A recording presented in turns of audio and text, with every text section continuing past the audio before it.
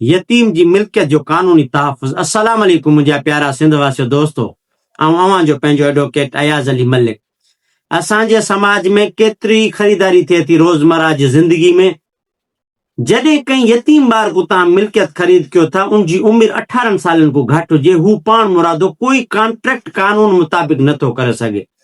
जेकॾहिं को अंडर 18 को मुआहिदो कराए थो या साइन वठे थो या अंगूठो वठे थो, इहो वाइड चइबो आहे कानून जी ॿोली में, मतिलबु शुरू कोई गैर कानूनी। यादि रखो, जॾहिं बि मिल्कियत ख़रीद कयो अंडर 18 को, त अदालत को हू पहिरियों इजाज़त वठे, इजाज़तनामो तव्हांखे ॾेखारे ऐं अदालती हुकुम सां सेल परमिशन हुजे, पोइ इहा मिल्कियत ख़रीद कयो। ॿी सूरत में जॾहिं इहा मिल्कियत ख़रीद कयो था अंडर 18 को, हू सुभाणे जॾहिं जवान थिए थो, हू अदालत में वञी तव्हांजी इहा मिल्कियत कैंसिल कराए सघे थो। यतीम जो हक़ न खाए ऐं यतीम जो हक़ न खाइण ॾियो। वधीक कानूनी ॻाल्हियूं ॿुधण लाइ मूंखे फॉलो कंदा। जज़ाकल्लाहु ख़ैर।